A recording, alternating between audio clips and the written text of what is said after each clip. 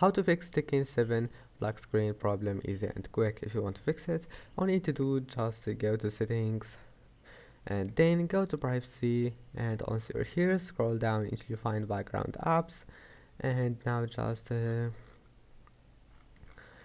once you're here just turn off this one background apps, and after that just